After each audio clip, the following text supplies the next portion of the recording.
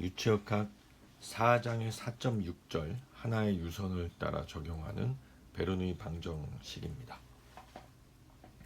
자, 우리가 뉴턴의 이법칙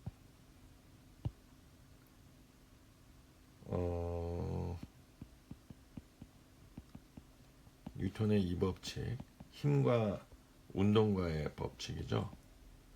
즉 작용하는 외력의 합은 ma 관성력과 같다.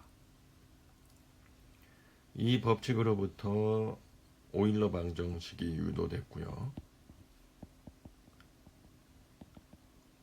이 오일러 방정식을 유선을 따라서 적분하게 되면 베르누이 방정식이 얻어집니다.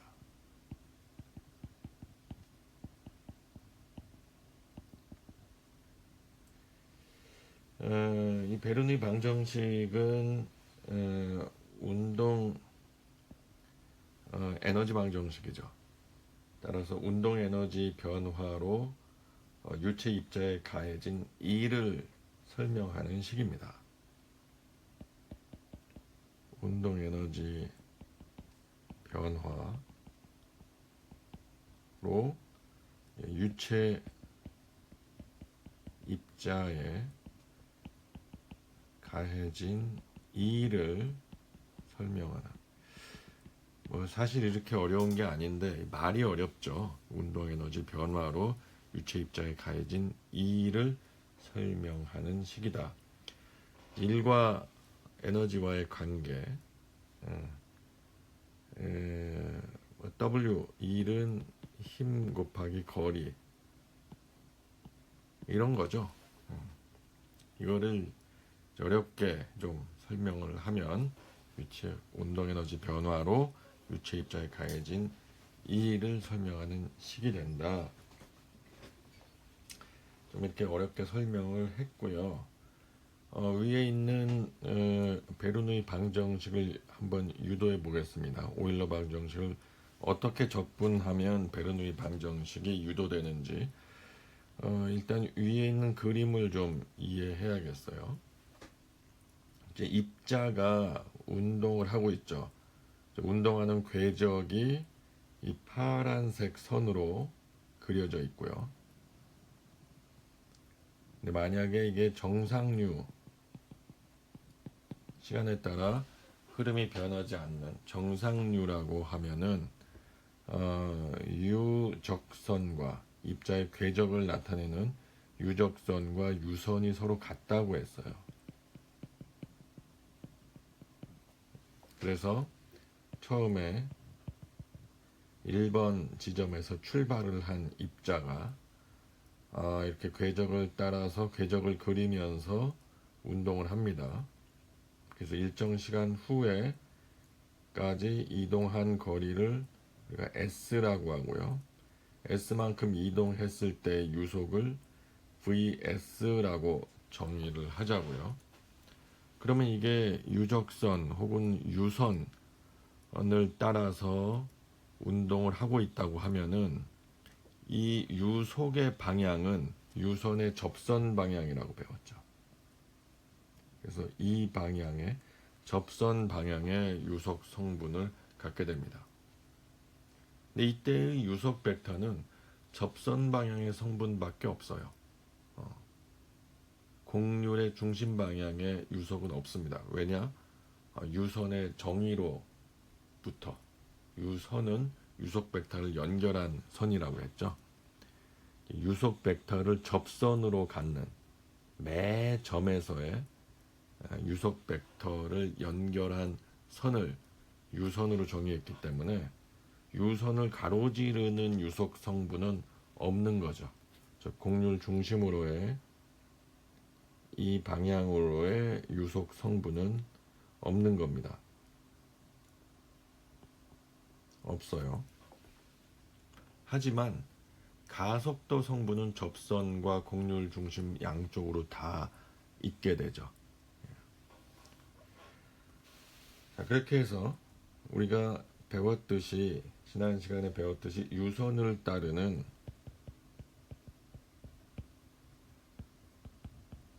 오일러 방정식을 다시 한번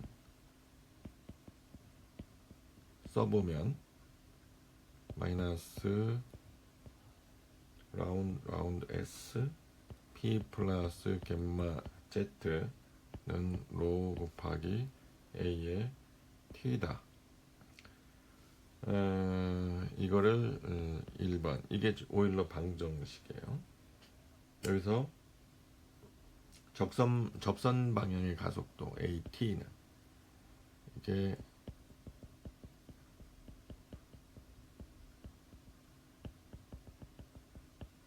가속도인데 얘는 V 곱하기 라운드 V의 라운드 S 플러스 로컬 가속도 이렇게 되죠. 그래서 이 정상류에서는 시간에 따른 미분항은 다 0이 되고, 자 S 좌표계 이게 S 좌표계죠. 궤적을 따르는 S 좌표계.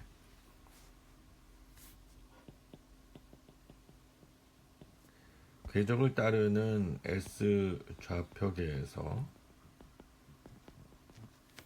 흐름이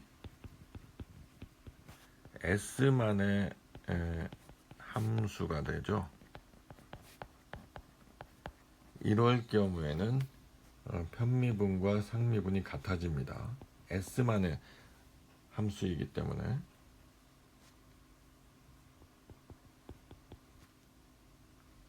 미분은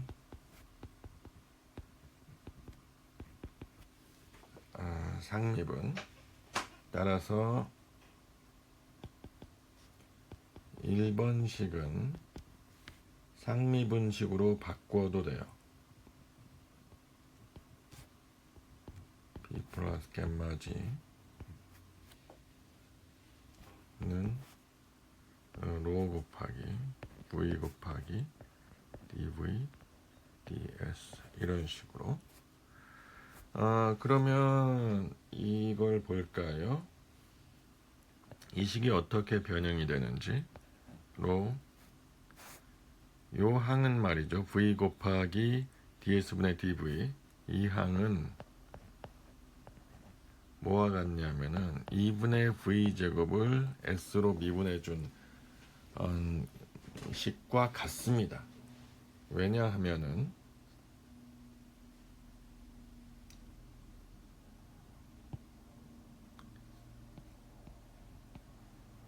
실제 해볼까요? 이 2분의 v제곱을 s로 미분을 해보자고요. 그러면은 얘는 한 번에 미분해서는 안 되고 이거를 v로 미분하고 dv를 ds 이런 식으로 미분을 해주는 거예요. 체인 룰에 의해서. 이 결국 왼쪽과 오른쪽이 같죠. 분자 분모에 dv를 곱해준 셈이 돼버리는 거니까. 그러면은 2분의 v제곱을 v로 미분하면은 이건 그냥 v예요. 그리고 ds분의 dv가 돼가지고 이 식이 이렇게 된 거죠. 자, 이렇게 돼서 그러면은 위의 식은 다 한 변으로 몰아주면은 ds분의 d p 플러스 겜마 g 플러스 로 v 제곱은 0이 되는 식이 되죠. 이 식을 두 가지 형태로 쓸 수 있는데요. 이 식을 s로 미분해서 0이 됐으니까 그대로 빼주면 p 플러스 겜마 g 플러스 2분의 1 로 v 제곱. 이거는 어떤 상수가 되겠죠. 그죠? 상수가 돼야지 상수를 s로 미분했을 때 0이 되는 거죠. 요 식을 겜마로 나눠주게 되면은 겜마분의 P 플러스 G 플러스 겜마 로지니까 2G분의 V제곱이 되죠. 이것도 역시 상수 나누기 겜마니까 상수를 상수로 나눠주니까 이것도 역시 상수예요. 차이는 위식은 압력 단위이고 아래식은 수두 단위예요. 길이 단위죠. 이렇게 해서 오일러식을 적분해서 두 개의 식이 얻어졌는데 두 식이 단위만 다를 뿐 두 식을 모두 베르누이 방정식이라고 해요. 이게 왜 에너지를 표현하느냐? 이 길이가 바로 이 수두, 에너지 수두를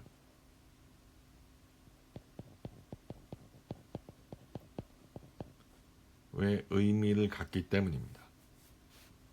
에너지 수두의 의미를 갖기 때문이에요. 그래서 제일 앞에 이 항이 다 길이의 항이죠. 길이 단위를 갖습니다. 수두예요. 워터 헤드, 압력 수두, 이거를 위치 수두, 속도 수두. 자, 그러면 이거를 결국 어떻게 베르누이 방정식을 말로 표현을 하면 비압축성,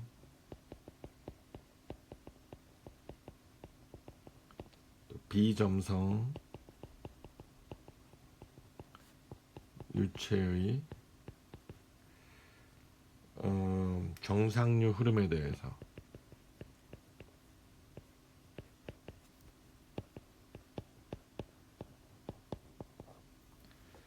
유선을 따라서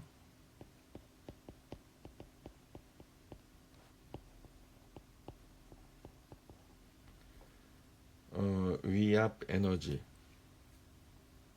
요게 위치 수두와 압력 수두의 합이니까 결국 위압 에너지, 그리고 얘는 속도, 운동 에너지죠. 위압 에너지와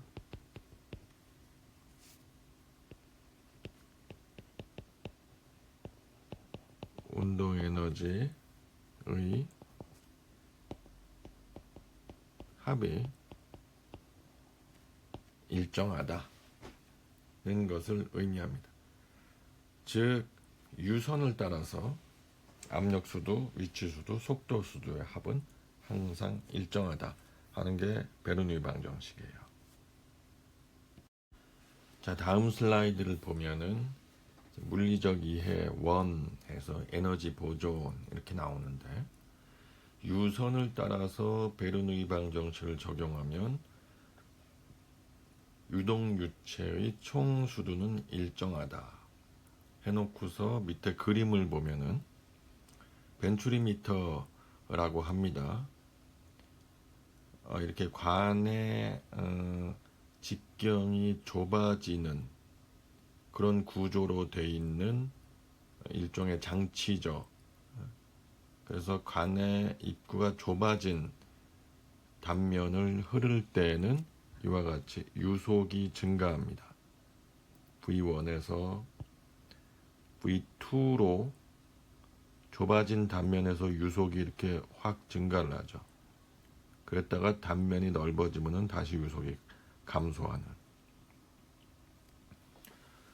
그런 장치인데 이 장치는 높은 유속을 얻는 과정에서 관에 흐르는 유속을 측정하는 장치입니다. 일단 그렇게 알고 해요. 유속을 측정하는 장치다. 벤추리미터라고 하고요.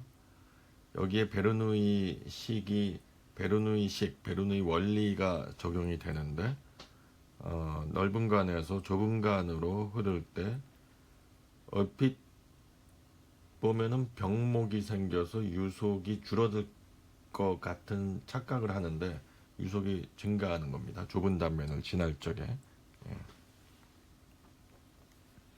좁은 단면을 지나는 순간에 유속이, 왜냐, 똑같은 매스가 통과돼야 되는데 단면이 좁아지면은 유속이 증가해야 같은 매스가 통과를 하는 거죠. 그런 원리입니다. 그런데 여기 베르누이 방정식을 적용해 보면은 가운데를 유선을 잡았을 적에 관의 중심선을 따라서 유선을 잡았을 적에 중심선을 따라서 1번, 2번, 3번 지점에서의 위압 수두의 합과 운동 에너지 수두의 합이 항상 일정하다 하는 거예요.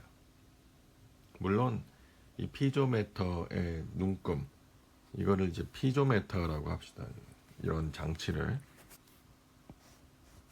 압력을 재는 장치를 피조미터라고 하는데, 이 눈금은, 이 피조메터의 눈금은 이게 겜마분의 P 플러스 Z예요.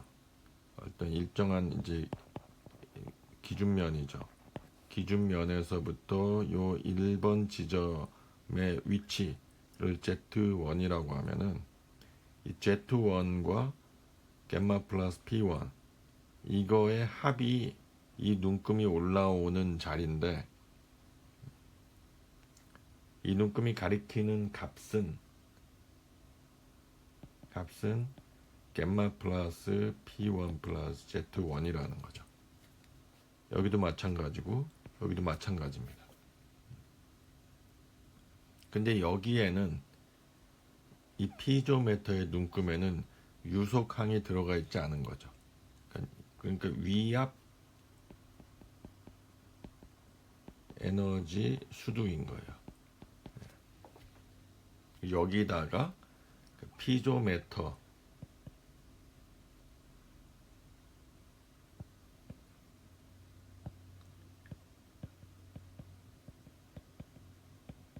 눈금, 얘는 gamma 플러스 P 플러스 Z 플러스 속도, 운동 에너지,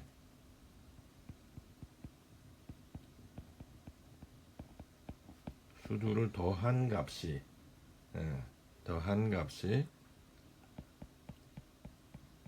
일정하다는 그 원리예요.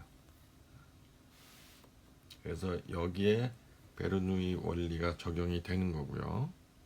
그 다음에 물리적 이해 2에서는 속도와 압력의 역비례 관계, 그 합이 일정하니까 속도 에너지가 크면은 압력 에너지는 작아진다는 거죠.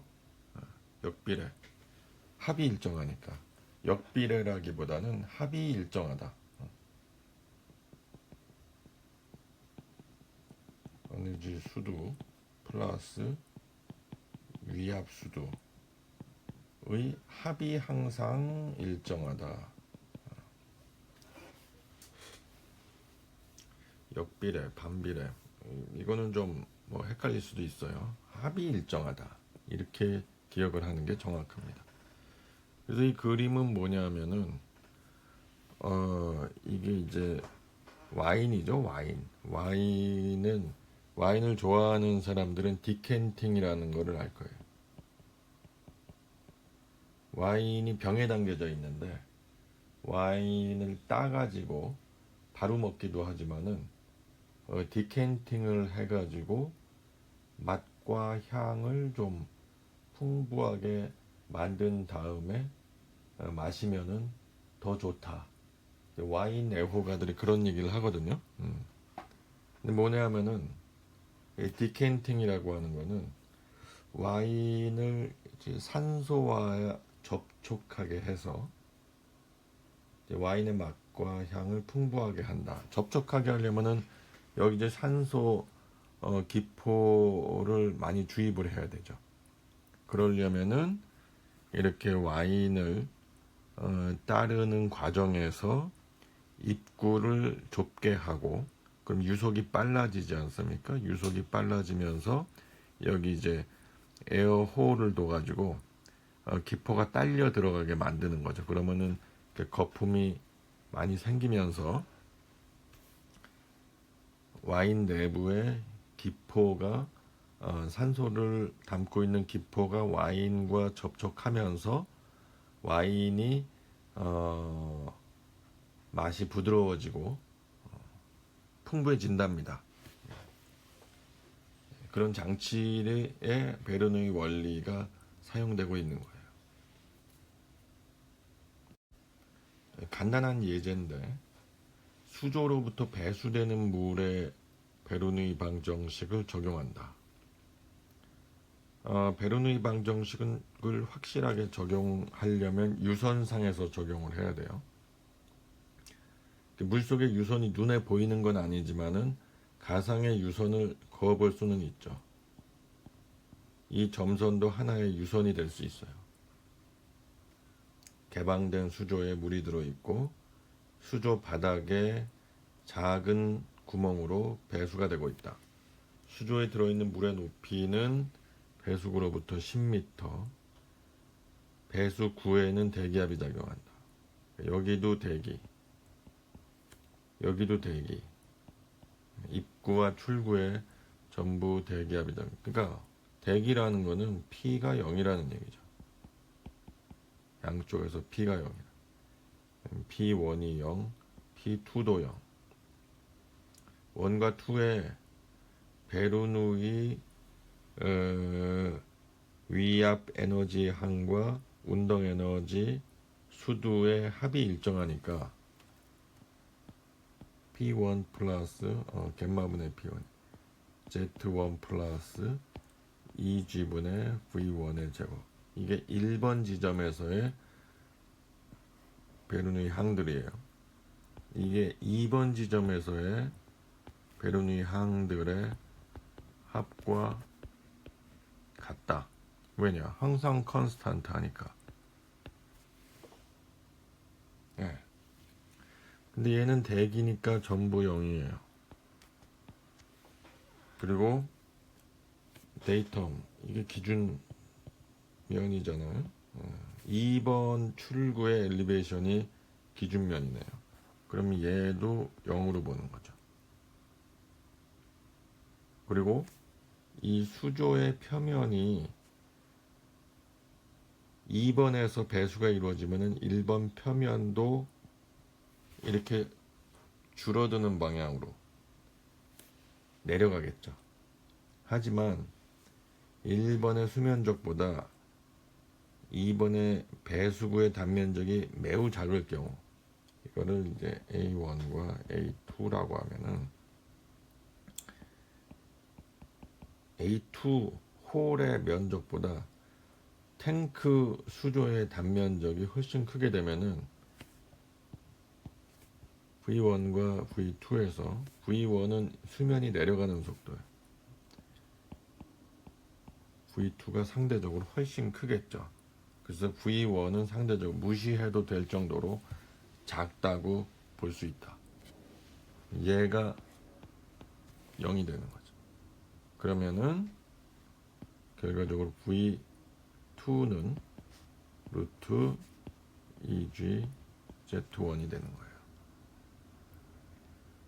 그러면 문제에 주어진 조건으로 Z1이 10m니까 14m/s 가 되는 거죠.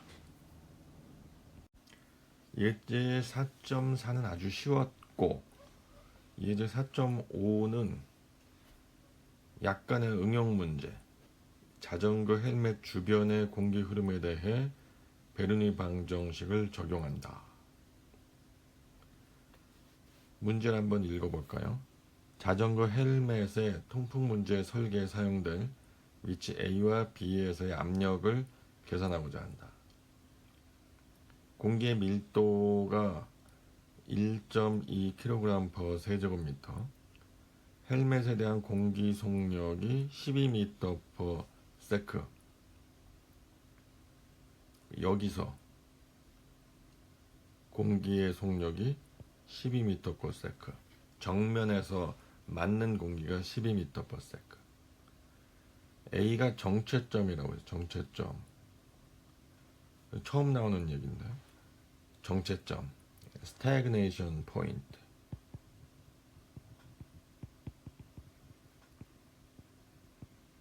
정체점에서 유속은 0이라고 봅니다. 정면에서 딱 맞았을 적에 얘가 딱 막혀가지고 순간 포인트 A에서의 유속은 0인 거예요. 유속이 줄면서 그게 다 헬멧에 가해지는 압력으로 전환이 되는 거예요. 그렇게 보는 겁니다. 점 B는 공기 속도가 빨라졌네요. 12m/s보다 빨라졌어요. 빨라지는 이유 설명할게요. 헬멧을 요 약간 복잡하게 생겼지만은 뭐 이렇게 생겼다고 보자고요. 그러면은 헬멧 주변으로 포인트를 잡아야 되는데 유선을 한번 그려볼까요? 유선이 이렇게 들어왔다가 그래서 딱 막혀요. 딱 막혀. 꼼짝 못하게 딱 막혀. 스태그네이션 포인트라고 했으니까 여기서는 스태그네이션 포인트래. 유속이 없단 말이에요. 여기는 유속이 12m/s라고 했고요. 얘만 그런 거예요. 그래서 조금 벗어나면은 유선이라는 게 다 연결이 되죠.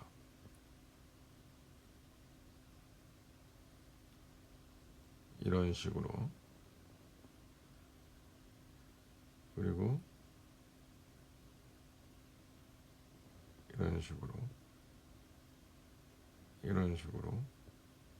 그러니까 헬멧 위에서 점점 유선이 좁아지겠죠. 이렇게. 유선이 좁아진다는 얘기는 여기서 유속이 커진다는 걸 의미하는 겁니다. 유선이 간격이 좁을수록 유속 변화가 큰 거예요. 그러니까 여기도 12, 여기가 12인데 다 12예요. 여기서는 다 똑같은 유속, 다 크기가 같은 똑같은 유속인데 얘가 이게 좁아졌다는 얘기는 여기서의 유속 변화가 커졌다는 얘기거든요. 유속 변화가 여기 12인데 스태그네이션 포인트 0에서 0으로 갔다가 여기는 똑같이 12인 거예요. 근데 여기는 12에서 0으로 줄어들었잖아요. 그러니까 여기서 빨리 유선의 간격이 좁아들면서 여기는 압력이 작아지고 유속은 커지는 구간이 생기는 거예요. 그래서 봤더니 여기서 유속이 얼마냐면 18이라고 했잖아요. 그러니까 요 스태그네이션 포인트에 부딪히는 제일 아래쪽 유선을 하나로 잡고 그거를 1번, 2번이라 잡았으면 그 바로 위에 있는 하나의 유선을 3번, 그리고 요 정점에서 4번이라고 보자고요. 자, 그러면 우리가 어떤 얘기를 할 수 있냐면은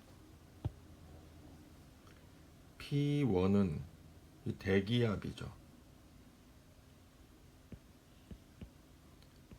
0이에요. 대기압.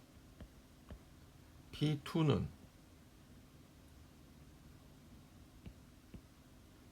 대기압입니까? 아니에요. 얘는 0으로 보면 안 돼요. 이 속도가 0으로 되면서 이 속도가 갖는 에너지가 헬멧에 부딪히는 압력이 된 거예요. 그래서 이런 압력을 정체압이라고 합니다. 3번은 이건 0으로 봐도 돼요. 똑같은 1번과 똑같은 조건이니까. 4번은 이것도 0으로 보면 안 돼요. 얘는 이제 뭔가 모르 동압력이 작용하는 겁니다.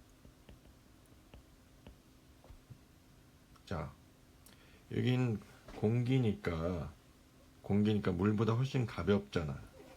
가볍기 때문에 이 위치가 갖는 에너지 항들은 무시해도 됩니다. 따라서 Z1, Z2, Z3, Z4 이런 항들은 전부 무시한다.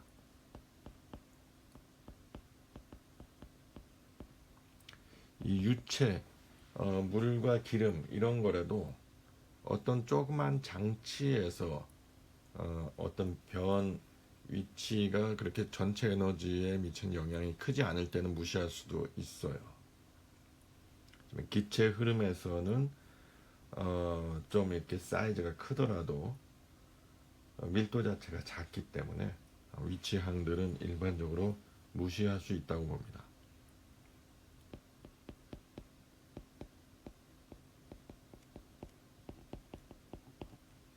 그리고 중요한 거는 스태그네이션 포인트 V2가 되죠. V1. V1은 속도를 갖고 V2는 0. 이게 정체점에서. 자, 그러면 우리가 우선 1번과 2번 유선에서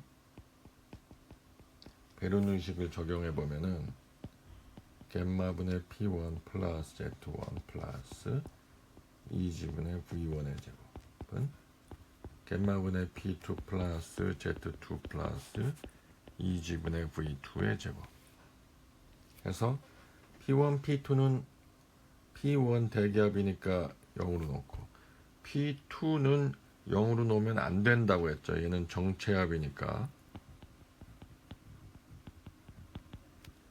Z1, Z2는 다 무시해도 된다고 했고요.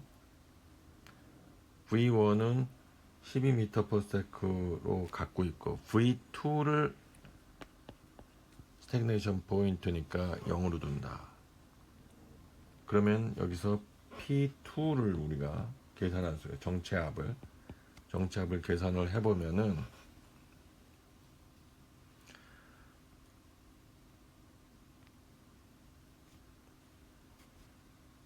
양변의 갯말을 곱해주니까 2분의 로 V1의 제곱이 된다. 그래서 문제에서 V1은 12m/s고 공기의 밀도가 1.2라고 했으니까 2분의 1.2 곱하기 12의 제곱 해주면 86.4 파스칼이 된다.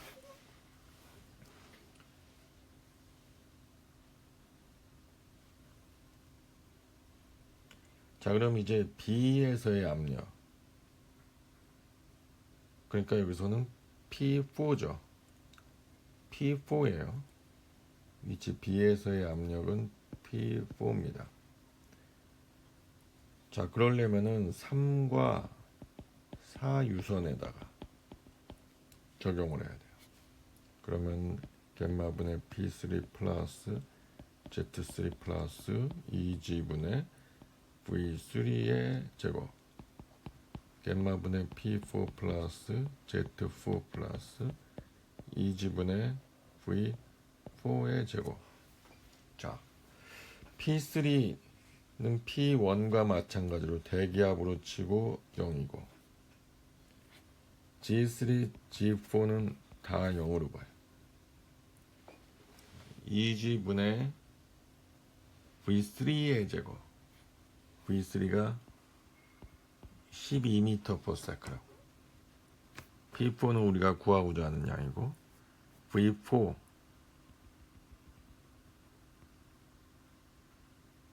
V4가 문제에서 18이라고 주어졌죠. 그러면은 P4는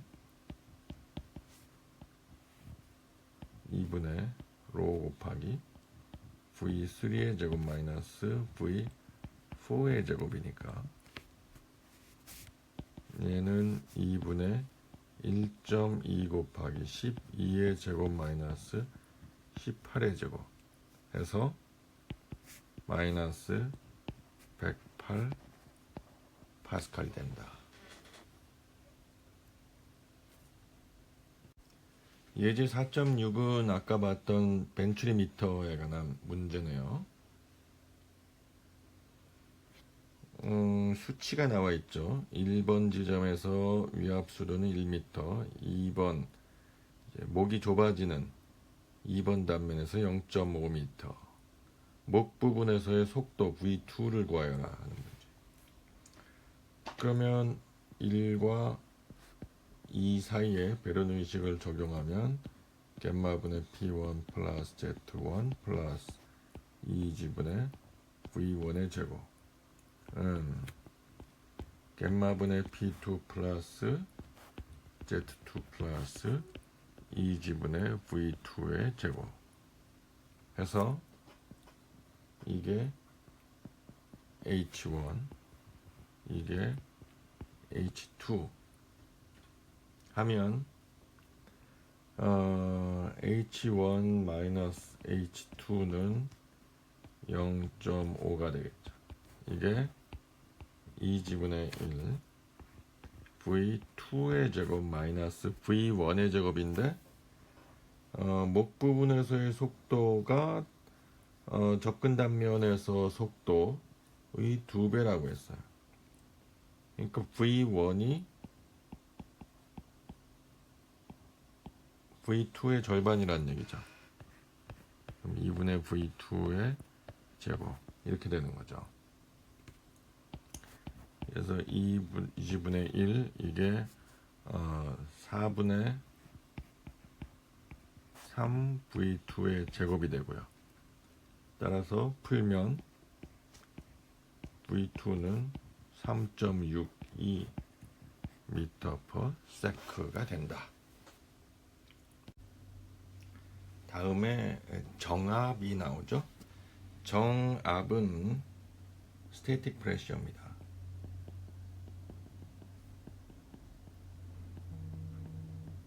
정수압을 상상해도 크게 틀리지 않을 것 같습니다.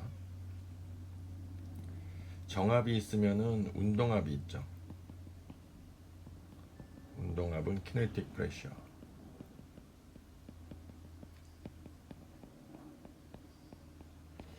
밑에 정압의 설명이 나오는데 정압은 유동하는 입자에 작용하는 압력, 입자에 작용하는 압력이에요. 압력. 주로 관수로에서 밑에 있는 관수로죠. 관수로 내부의 압력을 측정하기 위해서는 관에 작은 구멍을 뚫어요. 그 다음에 그 구멍 위로 튜브를 꽂습니다. 그 튜브의 일정 높이까지 수두가 올라가겠죠. 관 중심에서부터 요 수두의 끝까지, 수두까지, 수두가 이제 이제 올라간 물기둥의 끝을 수두라고 하니까 이게 그렇게 해서 읽은 델타 Z를 우리가 압력 수두라고 하죠. 이 압력 에너지가 나타내는 수두, 압력 수두다. 반드시 흐름과 직각 방향으로 구멍을 뚫어야 됩니다. 이 구멍의 방향은 흐름과 직각 방향이에요.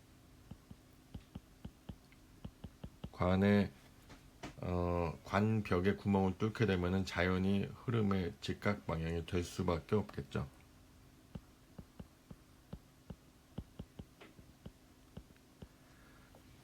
튜브를 꽂아서 올라가는 수두의 높이가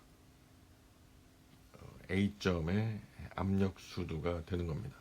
압력 수두니까 겜마분의 P고, 압력으로 바꾸려면은 여기다 단위 중량 겜마를 곱해주면 압력이 되는 거죠. 이러한 장치를 피조메터라고 해요. 피조메터. 흐름과 직각 방향 수두를 읽어서 압력을 측정하는 장치를 피조미터라고 한다.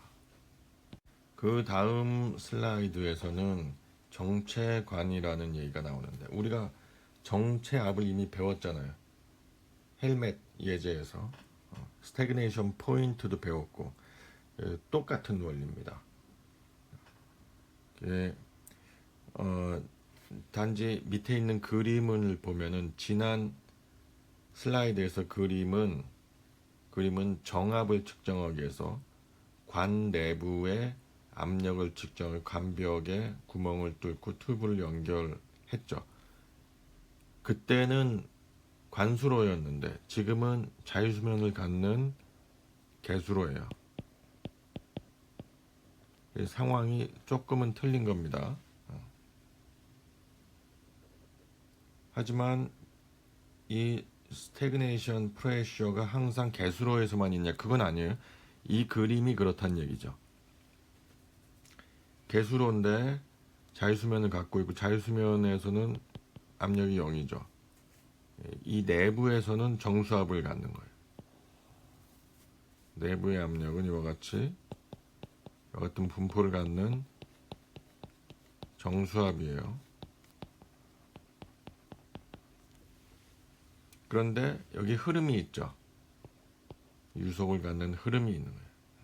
자연수면을 갖는 수로에 어떤 흐름이 있는데, 그 흐름의 유속을 측정하기 위한 장치가 사실은 이와 같이 생긴 정체관입니다. 정체관. 스태그네이션 튜브라고 했는데, 피토관이라고 얘기도 해요. 일단 스태그네이션 튜브가 이렇게 생겼다.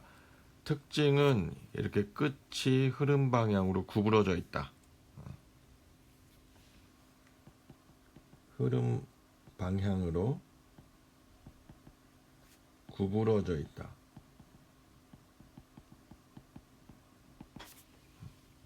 그러면 정체관의 끝에서 스태그네이션 포인트가 형성이 된다. 1번이겠죠.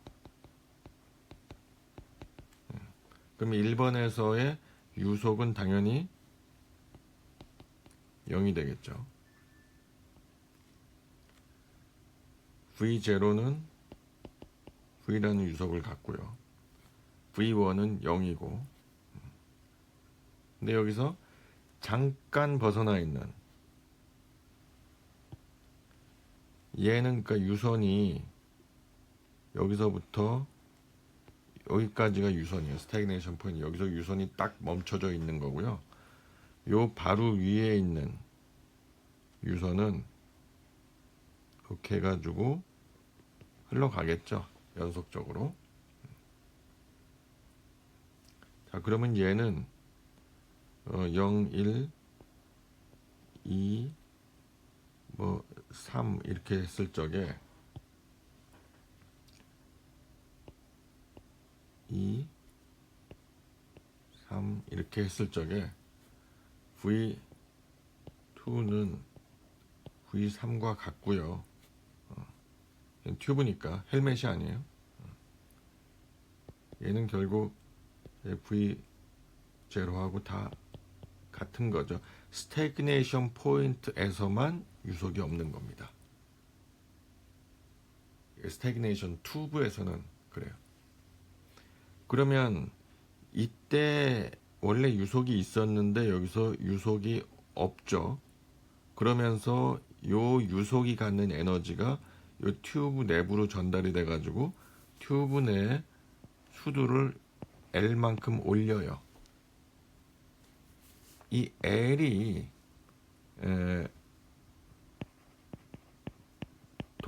운동압 에너지인 겁니다. 운동압 에너지 수두니까 2지분의 V 제곱이 그쵸? 2지분의 V 제곱이 운동 에너지인데 얘를 이제 곱하기 갯말을 하면은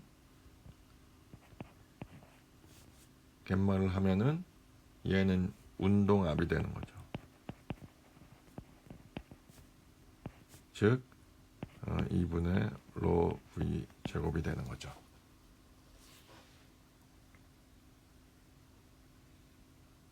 그래서 그 식이 이렇게 되는 겁니다. 점 A에서의 운동압이 2분의 로 V 제곱이다. 이거는 에너지 수두 곱하기 겜마. 에너지 수두는 2지분의 VA의 제곱이 되는 거고요. 이런 겁니다. 자, 이게 결국 스태그네이션 튜브가 피토관이에요.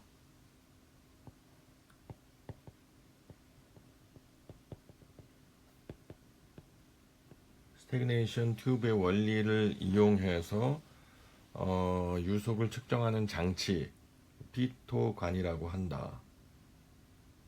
이 피토관은 뭘 측정하느냐? 직접 측정하는 거는 관 내부에, 얘는 피토관은 아까 방금 보였던 그림은 자유수면을 가는 개수로였잖아요. 피토관은 똑같은 스태그네이션 튜브인데 관 내에 유속 측정 장치에 이것도 역시. 그런데 피토관에서 유속을 어떻게 재느냐? 관 내부의 정압과 운동압을 계측하는 거예요. 관이니까 압력을 갖고 있을 거 아닙니까? 정수압이 아닌 압력을 갖고 있죠. 만관으로 흐를 적에 관 내부 정압과, 이건 정수압은 아니에요. 정압과 운동압을, 관이 만관으로 흐르면 당연히 압력을 갖고 있겠죠. 자유수면에서 정지된 유체는 정수압을 갖는 거, 그거하고는 틀린 얘기죠. 자, 그러면 오른쪽에 있는 그림을 보자고요. 아래 위에 있는 그림이 사실 뭐 다른 그림은 아닙니다. 단지 아래에 있는 그림은 흐름의 방향이 아래에서 위쪽이에요. 이런 흐름이라는 거예요. 그리고 즉 관이 이렇게 생겼다는 얘기죠. 요게 관벽일 거고,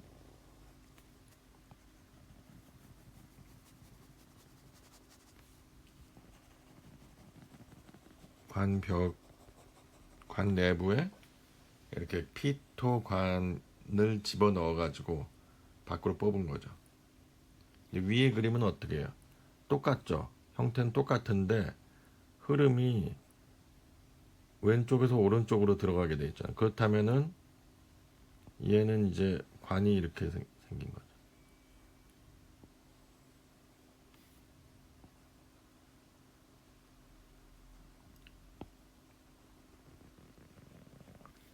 자, 그러면은 이렇게 뽑았을 적에 여기 스태그네이션 포인트가 빨간 점이라고 하면은 위에 있는 그림은 여기가 스태그네이션 포인트, 밑에 있는 그림은 여기가 스태그네이션 포인트예요. 그러면은 스태그네이션 포인트로 전달되는, 스태그네이션 포인트를 통해서 피토관 내부로 전달되는 압력, 이쪽에서 전달되는 압력은 어떤 압력이 전달되겠어요? 관 내부의 정압과 운동압, 유속에 의한 운동압 두 개의 합이 전달이 되겠죠. 스태그네이션 프레셔, 이 탭이 두 개가 나요. 탭이 요렇게 두 개, 요렇게 요걸 탭이라고 해요. 이 탭에 이 튜브를 연결해야, 그리고 튜브를 연결을 하고 U자형 액주계에다 연결을 하면은 양쪽 수두의 차이를 이용해서 압력을 측정할 수 있잖아요. 그래서 탭이 이제 두 개인데 두 개 탭으로 들어가는 압력이 틀리다는 거예요. 위의 그림에서 보면은 이 정체점으로 들어온 압력은 정압과 운동, 관 내부에,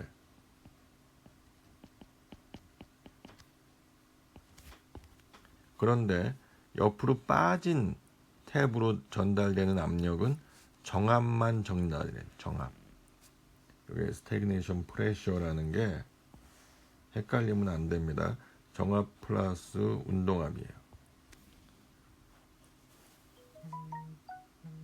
정체점을 통해서 들어온 압력이, 그리고 옆으로 사이드로 뽑은 튜브에서 전달되는 압력은 정압만 전달이 돼요. 정압. 이 구멍이 뚫린 방향을 보면 알 수가 있죠. 그러면은 U자형 액주계에 연결된 두 개의 튜브에서 전달되는 압력이 이 튜브로 보면은 왼쪽으로 전달되는 압력은 정압 플러스 운동압. 그러니까 크기가 당연히 크겠죠. 얼마만큼 큽니까? 상대적으로 운동압만큼 크겠죠.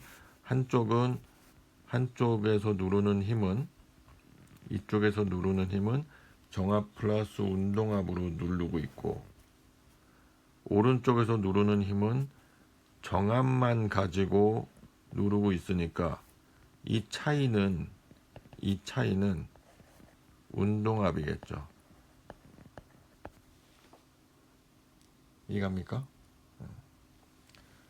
자, 여기도 밑에 있는 그림도 마찬가지예요. 1번의 스태그네이션 포인트로 전달되는 이 압력은 관 내부의 정압 플러스 운동압이에요.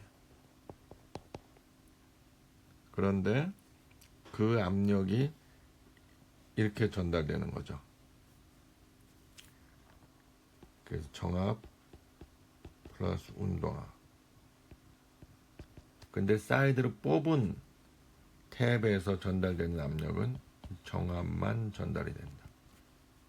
이 튜브가 U자 간에 어떻게 연결되어 있는지만 보면은 그 차이를 이용해서 운동압 압력을 구할 수 있는 겁니다. 자, 이해가 같다고 가정을 하고 예제를 풀어보겠습니다. 4.7 예제. 액주계를 이용한 피토관의 적용. 자, 액주계를 자세히 보세요. 1번이 스태그네이션 포인트예요. 이쪽으로 들어온 압력은 이렇게 전달이 되죠. 그럼 여기가 정압 플러스 운동압이에요. 그 압이 여기를 기준으로 합시다. 보면은 두 개의 포인트 면을 생각할 수 있는데, 이렇게 해서 여기 적용하는 게 정압 플러스 운동압이다. 그리고 역시 같이 들어온 게 2번 탭은 사이드로 빠졌잖아요. 여기가 왼쪽에서 적용되는 압력은 정압. 자, 그러면 얘는 수은이고 수은의 비중은 13.6이에요. 여기는 오일이에요. 등유의 비중은 0.81. 그러면 밑에 이제 기준면 좌우로 누르는 힘을 계산을 하면 좌우가 평형을 이루어야 되니까 기준면이 이제 지금 두 개인데 위는 양쪽에 누르는 힘이 같아요. 이거 1번, 2번이라고 합시다. 1 기준면에서는 양쪽 좌우의 양쪽의 압력이 같아요. 같은 게 아니네. 이게 P1이라고 하고 얘를 P2라고 하면은 P2가 정압 플러스 운동압이고 P1은 정압만 카운트 해줘야죠.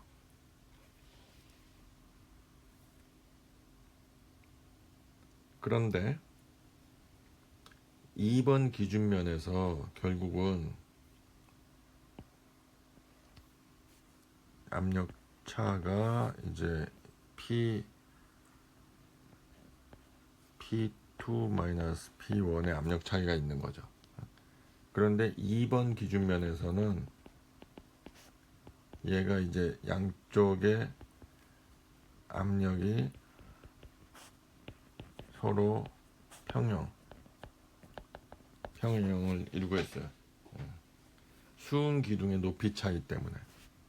원래 압력 차이가 있었는데 수은 기둥의 높이 차로 조정이 돼가지고 서로 2번 아래 기준면에서는 서로 평형을 이루고 있는 거예요. 그래서 서로 평형을 이루고 있는 2번 기준면의 좌우로 압력을 계산을 해보면은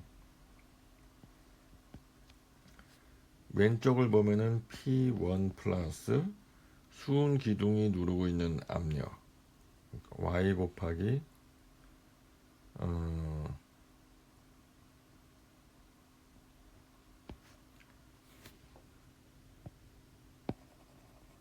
수은의 단위 중량을 곱해야죠.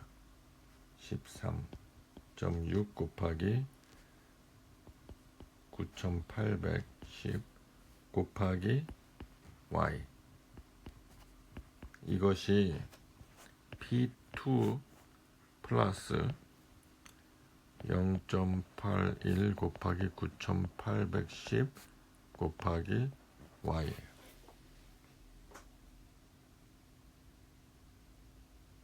자, 그러면 우리가 P2는 P1 플러스 동압력이잖아요. 2분의 로 V 제곱이죠. 그러면 P1 지워지고 2분의 로 V 제곱은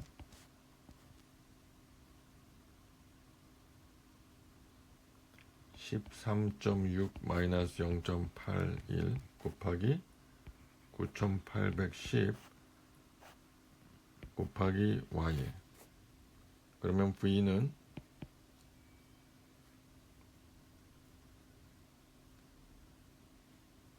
결과적으로 오일의 단위 중량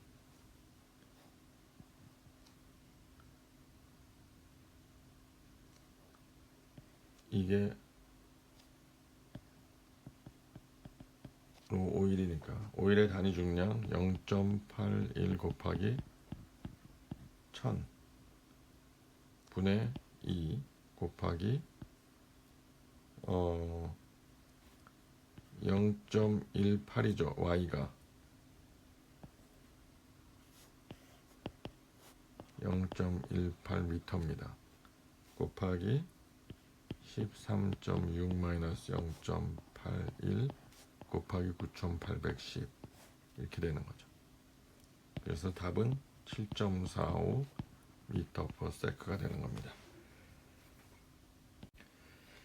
자, 피토관 문제가 하나 더 있네요. 관 내부의 압력이 98kPa, 유속이 있고 온도가 20도씨. 여기 피토관을 연결해서 이제 차압을 계산을 해봤더니 델타 P가 730 파스칼이었다. 풍동에서 공기 속도 V가 얼마냐? 풍동에서 압력과 온도는 98kPa과 20도씨. 여기서 먼저 예제에서 쓴 공식 결국 V는 로 유체의 질량 밀도의 2배 곱하기 이 차압이라는 거예요. 차압. 요거는 이제 피토관과 연결된 액축에 U자 액축에 가 주는 압력 차이.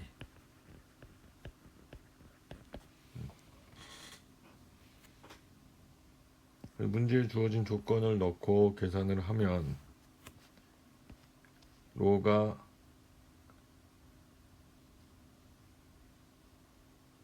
있고 로분의 2 델타 P 이건데 델타 P는 문제에서 주어져 있어요. 730 파스칼이라고.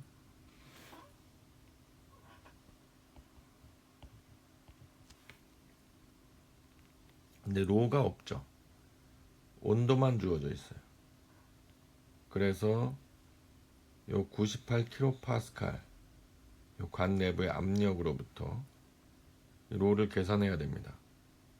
우리가 이상기체 상태 방정식에서 P는 이퀄 로 RT라는 공식이 있어요. R은 이제 기체 상수죠. 그래서 98 곱하기 10의 3승은 로 곱하기 기체 상수는 287 곱하기 20 플러스 273 하면은 로는 1.17 kg per 세제곱미터다.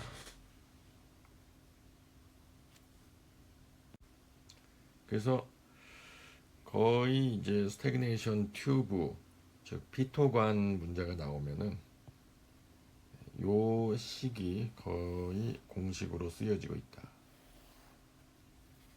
델타 P는 U자 액축에가 주는 압력 차이다. 기억해 놓기 바랍니다. 그 다음에 4.8절은 유동하는 유체의 회전운동 특성, 회전하는 유체의 와도 얘기가 나오는데 여기서 회전하는 유체라고 하는 거는 단순히 얘기해서 회전 각속도를 갖는 유체예요. 회전의 정의, 회전 각속도를 갖는 유체. 그러면 방향각이 정해져 있어야 되겠죠. 방향각을 정해야 됩니다. 뭘 방향각으로 정해야 할지 좀 이따 보고. 회전하는 유체의 와도라고 하는 거는 vorticity 그냥인데, 자 다시 그러면 이제 회전하는 유체 이렇게 욕조에 물을 받았다가 욕조 마개를 뽑으면 뱅글뱅글 돌면서 회전하죠.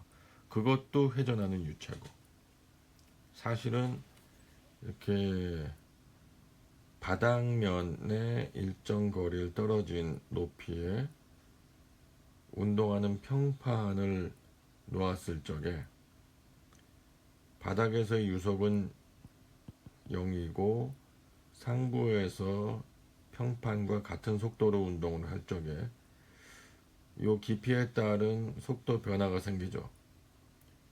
이것도 부분적으로 회전하는 유체, 속도의 차이가 있기 때문에 거리에 따라서 회전하는 유체라는 게 유선이 아까 얘기했던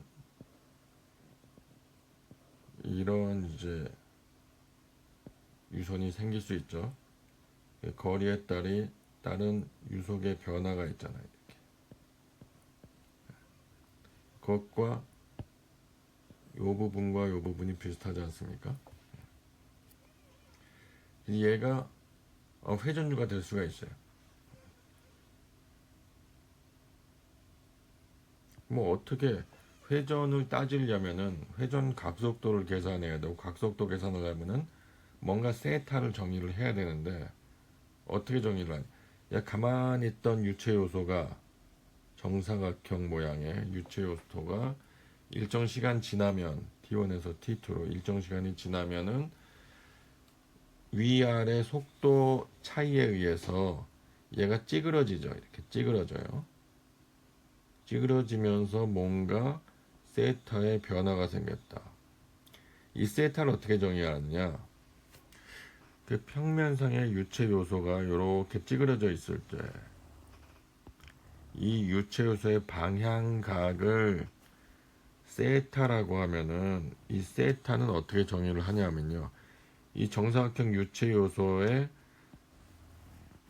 두 변이 짧은 변과 긴 변이 갖는 어떤 x축과 이루는 각도를 세타 a와 그리고 나머지 변이 y축과 이루는 각도를 세타 b라고 정의를 하면, 그리고 베타를 짧은 변과 긴 변이 이루는 각도라고 정의를 하면 x축과 이 유체 요소가 이루는 방향각, 이 세타를 방향각이라고 합시다. 방향각은 세타 A 플러스 2분의 베타로 정의가 돼요. 베타가 두 짧은 변과 긴 변이 이루는 각도의 절반을 이 유체 요소의 중심선이라고 보면은, 결국 이 세타는 세타 A와 2분의 베타의 합으로 정의할 수 있겠죠. 이때 베타는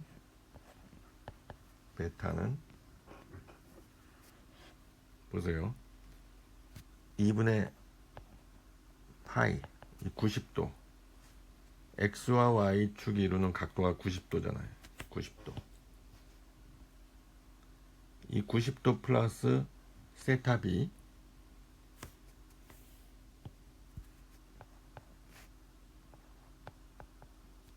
그러면은 이거는 90도 플러스 세타 b는 이 각도죠.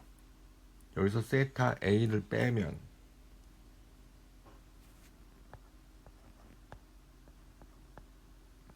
베타가 된다.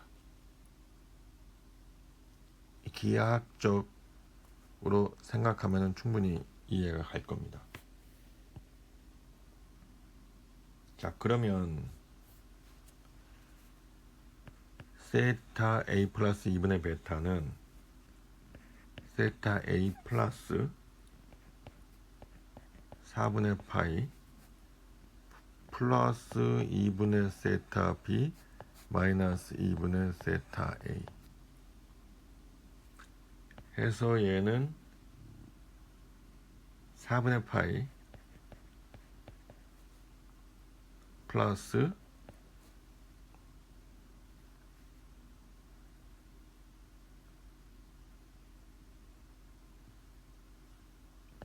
2분의 1에 세타 a 플러스 세타 b가 돼요.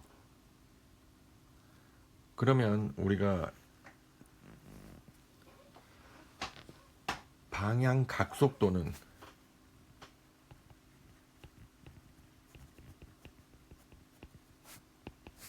세타의 시간 변화율로 정의가 되겠죠. 이거는 세타에 대한 이 식에 대한 시간 변화율인데 4분의 파이는 상수니까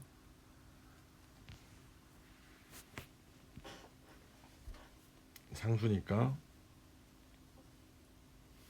0이 되고 미분하면, 따라서 세타 닷 방향 각속도는 2분의 1 세타 A의 변화율 플러스 세타 B의 변화율, 이렇게 되는 겁니다.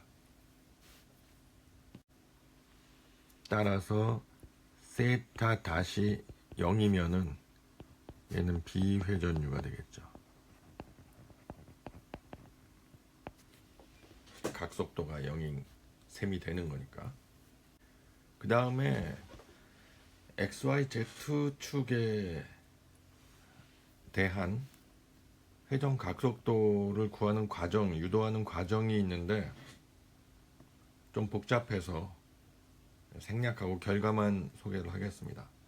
사실은 기계 유체에서는 많이 쓰지만 우리 토목 유체에서 이런 부분은 많이 쓰진 않아요. 그래서 결과만 알고 있어도 충분할 것 같아요. X축에 대한 회전 각속도는 2분의 1 곱하기 dy분의 dw 마이너스 dg분의 dv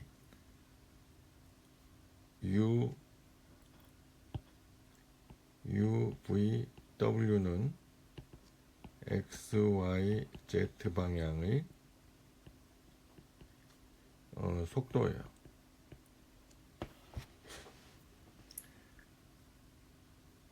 그래서 이와 같은 식으로, 그러니까 이 부분하고 같이 비교를, 아까 방향 각속도 유도했던 이거하고 비교를 하면은 대략 이해를 할 수도 있는데, 어쨌든 결과적으로 XY Z축에 대한 회전 각속도는 유속을 각 축 방향으로 미분해서 그 차이를 가지고 정의를 한다. 그랬더니 비회전율은 요 회전 각속도 벡터 성분이 다 0이기 때문에 결과적으로 이 부분이 다 0이 되는 거예요. 비회전율 경우에. 그래서 이런 식이 나오는 겁니다. 식 자체는 간단하기 때문에 여러분들이 기억하기는 크게 어렵지가 않을 거고, 유도 과정은 좀 복잡한 부분이 있기 때문에 일단 여기서 생략하겠습니다. 직전에 얘기했던 와도 포티시티에 관한 부분은 속도, 회전 각속도 벡터 성분의 2배 이렇게 정리를 하는 거죠. 그래서 XYZ 축 방향의 와도 성분은 2배니까 2분의 1이 다 떨어져 나가는 거예요. 이런 식으로 계산을 한다. 그러니까 뭐 공식이니까 이렇게 크게 어려울 거는 없겠어요. 이제 4.9에서 간단한 문제죠. 벡터 V가 10xi-15ij x방향의 유속, 그러니까 10x가 u라는 거고 마이너스 10y가 v라는 거죠. 흐름이 회전유냐 비회전유냐, 그 w는 0이라는 거고 u는 10x, v는 마이너스 10y. 회전율 비회전율을 따지려면은 라운드 v 라운드 x 마이너스 라운드 u 라운드 y, 이게 0이 되는지를 살펴봐야겠죠. dx분의 dv는 0이고 마이너스 0이니까 결과적으로 0이고 얘는 비회전유다.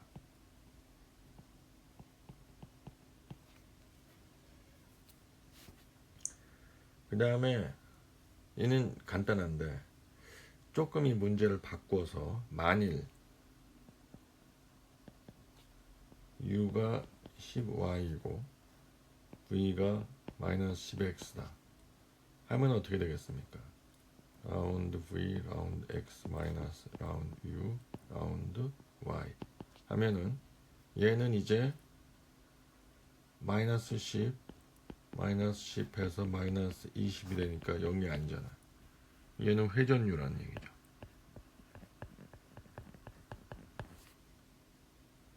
또 하나 더 해볼까요? 또 얘는 그러면 1번 2번, 3번. 그래서 이번에는 u가 10y, v가 10x라고 해볼까요? 그러면 x 마이너스 라운드 u 라운드 y는 10 마이너스 10 해서 영유적. 이거는 비회전유죠. 뭐 비슷비슷한 식인데 어떤 거는 회전유, 어떤 거는 비회전유가 돼요. 이거에 대한 좀 비주얼한 이해를 돕기 위해서 한번 그려보자고요.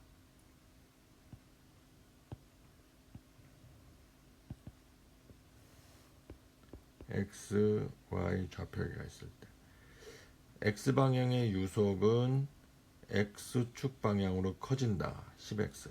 x가 커질수록 u도 커지는 거죠. 이런 식으로.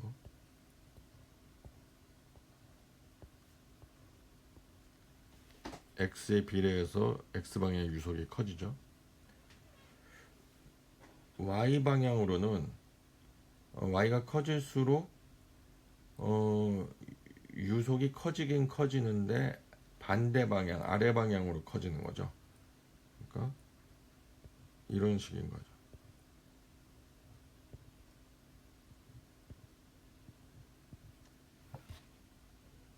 그래서 흐름이 다 이런 식인 거죠. 나머지 영역에 대해서도. 이 흐름은 비회전유적인 특성을 눈으로 봐도 알 수가 있다. 두 번째,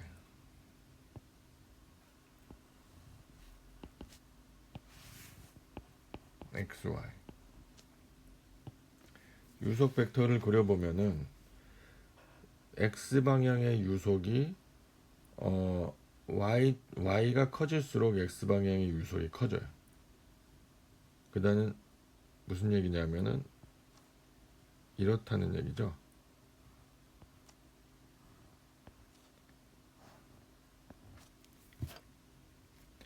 X가 커질수록 Y방향의 유속이 커지는데 아래쪽으로 커진다. 이거는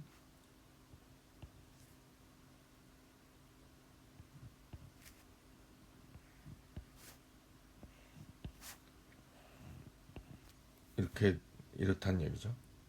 따라서 얘는 계산을 해보니까 역시 회전유적인 특성이 나타나더라. 마지막으로 같은 요령으로 여러분들 한번 그려보세요. Y가 커질수록 X방향 유속이 커진다. 똑같죠? 이런 식인 거죠.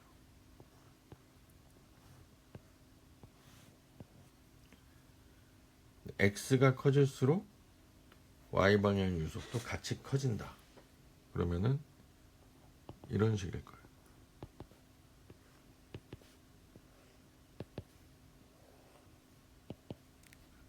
이래서 얘는 결과적으로 비회전유적 특성을 가진다. 아까 이론 설명하는 과정에서 잠깐 나왔던 그림인데 1cm 간격을 두고 평판이 운동을 한다. 2cm/s로 평판 사이 거리는 1cm이고 위는 평판이 움직이고 있는데 유체입자가 1cm 거리를 이동한 후에 0.5cm 위치에 있는 유체입자의 회전량. 이 밑에 보면 쿠에트 흐름이라고 했죠. 쿠에트는 뭐냐면은 이렇게 평판과 바닥 사이의 거리가 얼마 떨어져 있지 않은 흐름에서 유체의 유속이 이렇게 선형적으로 변하는, 그리고 바닥에서의 유속은 0, 그리고 평판과 접하고 있는 유체는 평판과 같은 속도로 움직이는 이러한 흐름을 쿠에트 흐름이라고 해요. 쿠에트 흐름. 이렇게 정의를 한 겁니다. 먼저 계산을 해보면은 0.5cm 위치에 있는 회전량을 계산하라고 해서 회전량은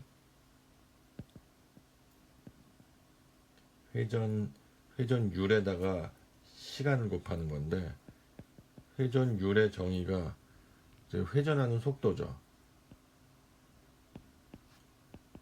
2분의 1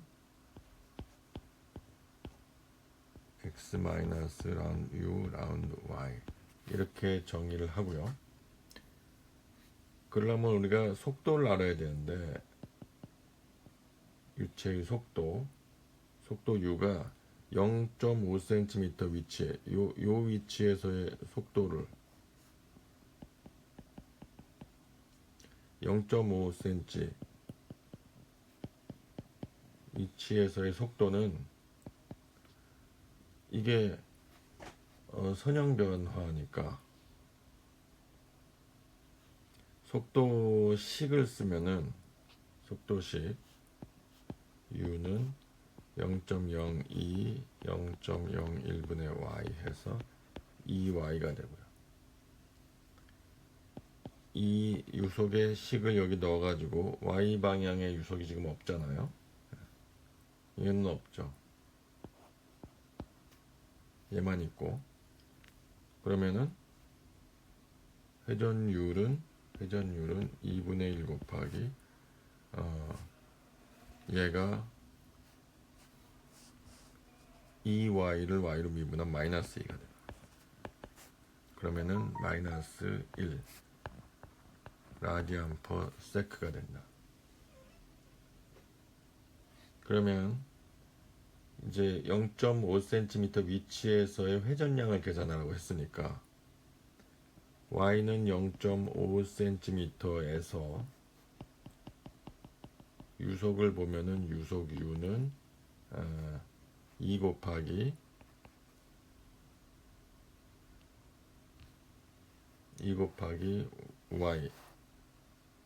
y는 0.005m가 되죠. 따라서 0.01 미터 퍼 세크가 되고요.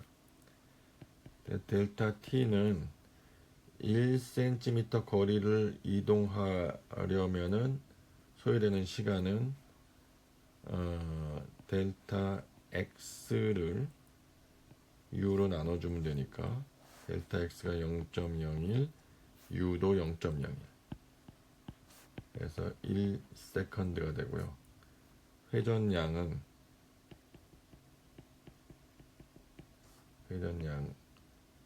델타 세타가 되겠죠.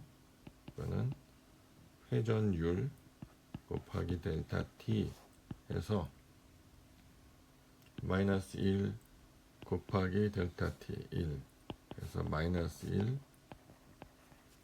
라디안이 된다. 자, 이렇게 해서 4장은 마치도록 하고요. 이 뒤에 있는 내용이 조금 더 있는데, 예를 들면 뭐 회전유에서의 압력장 계산 이런 부분은 여기서는 생략하도록 하겠습니다. 여기까지로 해서 4장 내용을 모두 마치도록 하겠습니다.